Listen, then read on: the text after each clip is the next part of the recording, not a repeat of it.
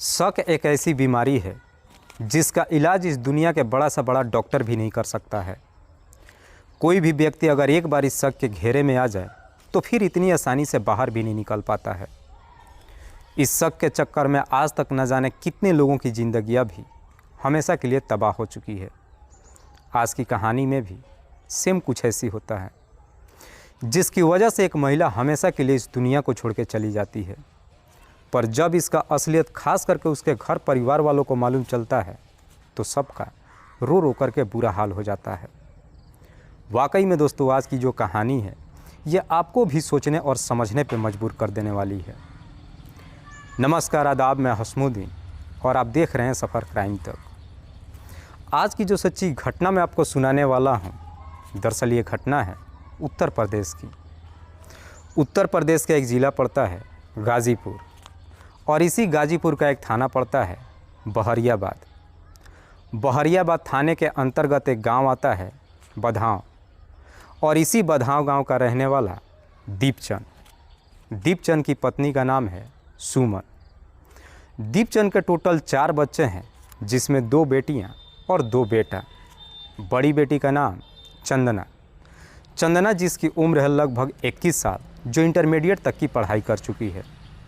दीपचंद जो एक सरकारी टीचर है, ठीक ठाक पैसे कमाता है और अपने परिवार के साथ खुशहाल तरीके से जीवन व्यतीत करता है।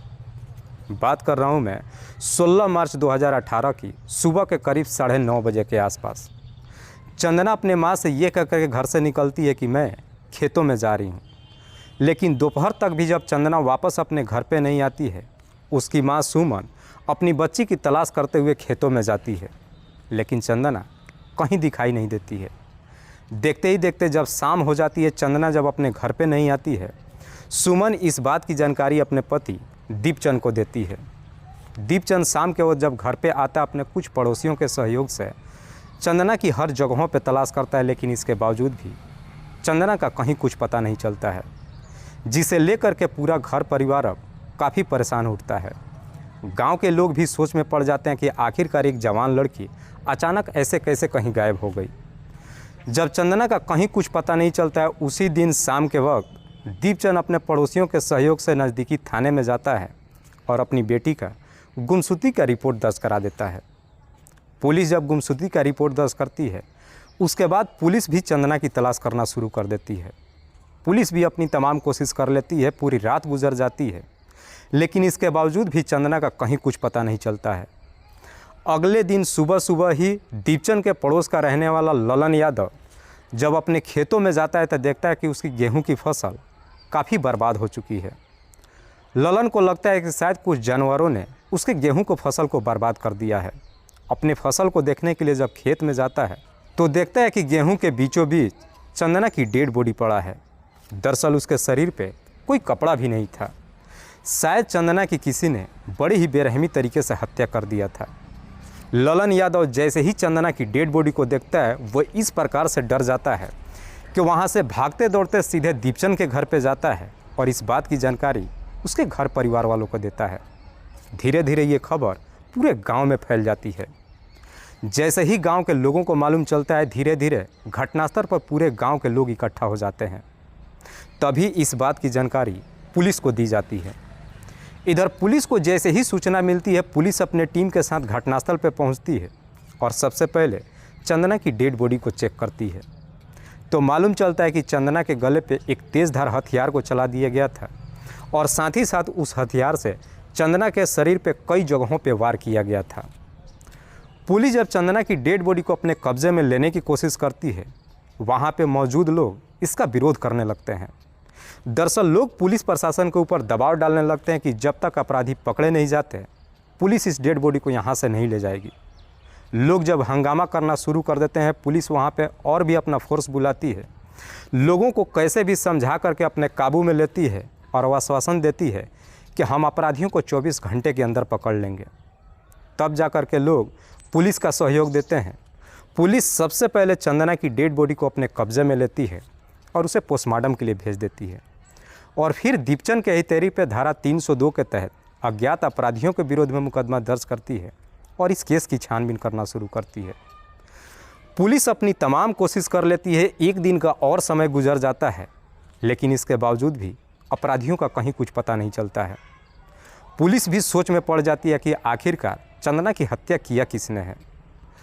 पुलिस जब चंदना के मोबाइल के बारे में उसके घर के परिजनों से पूछताछ करती है तो दीपचंद कहता है कि साहब मेरी बेटी कोई मोबाइल नहीं चलाती थी। जब अपराधियों का कहीं कुछ पता नहीं चलता है, आखिरकार पुलिस अपने खबरियों को काम पर लगाती है। पर पुलिस जैसे ही खबरियों को काम पर लगाती है, आखिरकार 2 दिन के बाद 19 मार्च 2018 को एक खबरी थाने में जाता है और पुलिस वालों से कहता है कि साहब दीपचंद का परिवार झूठ बोल रहा है। दरअसल चंदना किसी से मोबाइल पर बातचीत करती थी। जैसे ही खबरी मोबाइल का जिक्र पुलिस वालों से करता है, पुलिस अपनी टीम के साथ फिर से दीपचंद के घर पर पहुंच जाती है और फिर दीपचंद से चंदना की मोबाइल के बारे में पूछताछ करती है।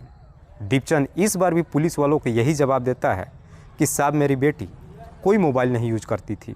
लेकिन दीपचंद जब पुलिस वालों के सवालों का जवाब दे रहा था, वहीं पे खड़ी उसकी छोटी बेटी वंदना सब सुन रही थी। वंदना जिसकी उम्र है लगभग 12 साल के आसपास। वंदना पुलिस वालों से कहती है कि नहीं साहब, मेरी दीदी फ़ोन पे किसी से बातचीत करती थी। दरअसल उसके पास एक छोटा सा मोबाइल था। मैंने कई बार दीदी को फ़ोन पे बातचीत करते हुए देखा था। वंदना जैसी इस तरह की बातें पुलिस वालों से कहती है, पुलिस बड़े प्यार से वंदना से पूछताछ करती है कि क्या तुम्हें मालूम है कि चंदना किस लड़के से बातचीत करती थी। इस पे वंदना कहती है कि साहब मैं ये तो नहीं जानती हूँ कि दीदी किस लड़के से बातचीत करती थी, लेकिन वो अपना मोबाइल कहाँ छुपा करके रखती थी ये मैं जानती हूँ। वंदना तुरंत ही घर के अंदर जाती है और एक छोटा सा मोबाइल ला करके पुलिस को दे देती है। पुलिस को जैसे ही चंदना का मोबाइल मिल जाता है, पुलिस अब चंदना के मोबाइल के कॉल डिटेल्स निकालती है तो मालूम चलता है कि उसमें एक ऐसा नंबर है जिस पे चंदना ने 16 मार्च 2018 को आखिरी बार सुबह के करीब 9:30 बजे के आसपास बातचीत किया था। दरअसल चंदना उस नंबर पे पिछले कई महीनों से लगातार बातचीत करते आ रही थी। पुलिस जब उस नंबर का डिटेल्स निकालती है तो मालूम चलता है कि वो नंबर किसी विवेक कुमार चौहान के नाम पर रजिस्टर्ड है। विवेक जिसकी उम्र है लगभग 22 साल के आसपास। पुलिस जब विवेक के बारे में दीपचंद से पूछताछ करती है तो विवेक का नाम सुन करके दीपचंद भी एकदम से घबरा जाता है। दीपचंद पुलिस वालों से कहता है कि साहब ये विवेक कोई और नहीं बल्कि मेरे ही पड़ोस का रहने वाला रामधनी चौहान का नाती है। विवेक जो मऊ नतभंजन जिला के मोहम्मदाबाद गोहना थाना के अंतर्गत उमनपुर गांव का रहने वाला है। पुलिस को जैसे ही विवेक का एड्रेस मिल जाता है, 19 मार्च 2018 को पुलिस अपने टीम के साथ विवेक के घर पे पहुंच जाती है, जहां पे पुलिस की मुलाकात विवेक से हो जाती है। पुलिस तुरंत ही विवेक को अपने कस्टडी में लेकर थाने में पहुंच जाती है और फिर विवेक से चंदना की हत्या के बारे में पूछताछ करती है। विवेक भी बिना किसी सख्ती दबाव के तुरंत ही अपना सच कबूल कर लेता है।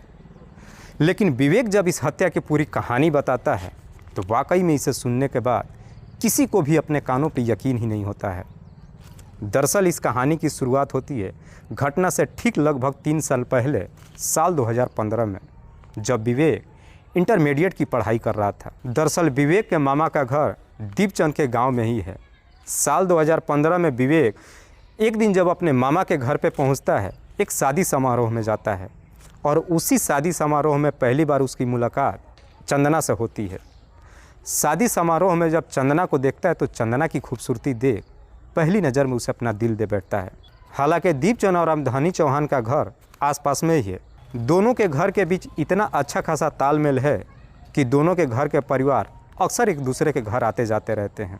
इधर विवेक जब पहली बार कंचना को देखता है और जब उसे मालूम चलता है कि कंचना उसके मामा के घर के पड़ोस की ही रहने वाली है, विवेक भी कंचना के घर पे जाता है। जा कर के कंचना के माता पिता से बातचीत भी करता है, जिस वजह से कंचना के माता पिता भी विवेक को जान जाते हैं।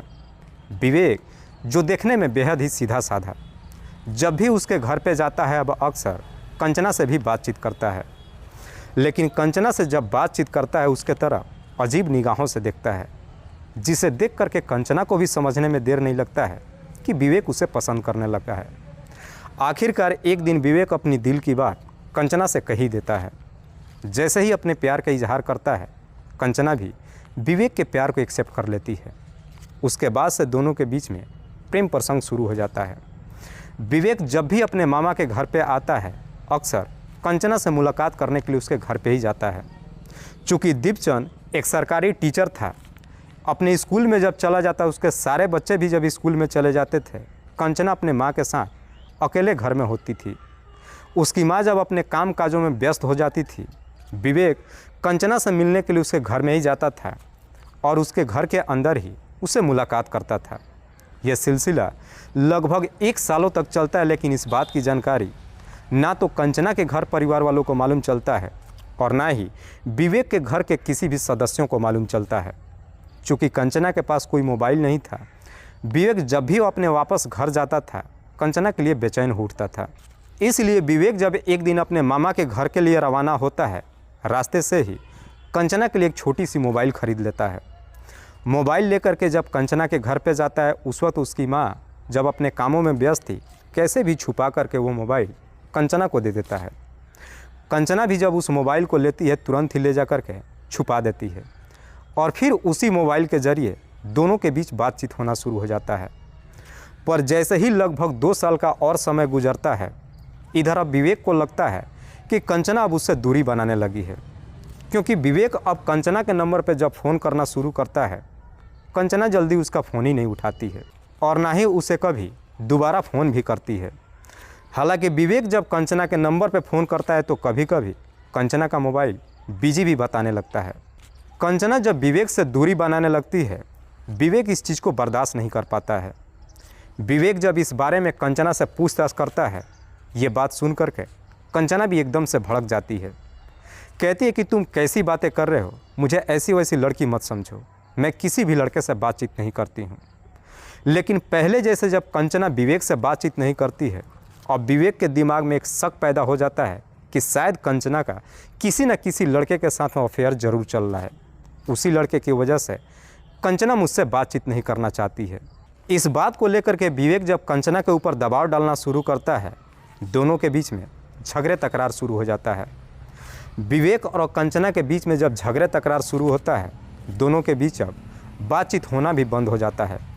कंचना अब विवेक के नंबर पर फ़ोन करना ही छोड़ देती है, जिससे विवेक को पूरा यकीन हो जाता है कि कंचना का ज़रूर किसी न किसी के साथ में अफेयर चल रहा है। दोनों के बीच में जब बातचीत होना बंद हो जाता है, विवेक उसी दिन सोच लेता है कि कंचना अगर मेरी नहीं हो पाई तो इस दुनिया में किसी और की भी नहीं हो पाएगी। उसी दिन ही विवेक कंचना को इस दुनिया से हटाने का तय कर देता है और कंचना को इस दुनिया से हटाने के लिए एक षड्यंत्र बनाता है और इसी षड्यंत्र के तहत फिर से एक दिन कंचना के नंबर पर फ़ोन करता है और अपनी गलतियों की माफ़ी मांग लेता है। जैसे ही अपनी गलतियों की माफ़ी मांगता है, कंचना भी उसकी गलतियों को माफ़ कर देती है और फिर दोनों के बीच में पहले जैसे ही बातचीत होना शुरू हो जाता है। जैसे ही इधर कंचना विवेक के ऊपर भरोसा कर लेती है, 16 मार्च 2018 को 9:30 बजे के आसपास विवेक कंचना के नंबर पे फ़ोन करता है और कहता है कि मैं मामा के घर पे आ रहा हूँ, तुम मुझसे मिलने के लिए गांव के खेत में आओ। इधर विवेक जब अपने घर से रवाना होता है, जैसे ही कंचना के गांव में पहुंचता है, कंचना अपनी माँ से ये झूठ बोल करके घर से निकलती है कि मैं खेतों में जा रही हूँ। इधर खेत में जब दोनों की मुलाकात होती है, विवेक कंचना को लेकर के गेहूं के खेत में जाता है और पहले उसे मीठी मीठी बातें करता है। पहले दोनों के बीच में संबंध बनता है, लेकिन जैसे ही दोनों फारिग हो जाते हैं, विवेक उस लड़के के बारे में कंचना से पूछताछ करता है। जैसे ही दूसरे लड़के के बारे में कंचना से पूछताछ करता है, कंचना इस बात पे एकदम से भड़क जाती है। जैसे ही कंचना गुस्से में आ जाती है, इधर विवेक अपने बैग से एक तेज़धार हथियार निकालता है और उस हथियार को कंचना के गले पे चला देता है। जैसे ही कंचना खेत में गिर जाती है, उसके बाद से उसी हथियार से विवेक कंचना के शरीर पे एक पर एक कई सारे वार करता है, जिसकी वजह से कंचना की घटनास्थल पे ही मौत हो जाती है। उसके बाद से विवेक कंचना के शरीर के सारे कपड़े उतार देता है। ये सब इसलिए करता है क्योंकि विवेक को लगता है कि अगर कंचना की डेड बॉडी लोगों को मिलेगा तो लोगों को यही लगे कि शायद कंचना के साथ में किसी ने गलत किया है और उसके बाद उसकी हत्या कर दिया है। वहाँ से विवेक जब निकलता है, अपने मामा के घर नहीं चलता है, बल्कि बाहर ही बाहर सीधे अपने घर पे पहुँच जाता है। वाकई में विवेक जब ये पूरी कहानी पुलिस वालों को बताता है, पुलिस विवेक के ही तहरीर पे उसे अपने कस्टडी में लेकर अगले दिन जिला अदालत में पेश करती है, जहाँ से उसे जेल भेज दिया जाता है। पर जब इसका असलियत खास करके कंचना के घर परिवार वालों को मालूम चलता है तो सब के सब सोच में पड़ जाते हैं कि उसकी बच्ची का इतने सालों से विवेक के साथ में प्रेम प्रसंग चल रहा था और किसी को मालूम ही नहीं चला। दोस्तों, इस पूरी घटना के बारे में आप क्या सोचते हैं? आप अपनी राय हमें कमेंट बॉक्स में ज़रूर दीजिएगा। तब तक के लिए जय हिंद, जय भारत।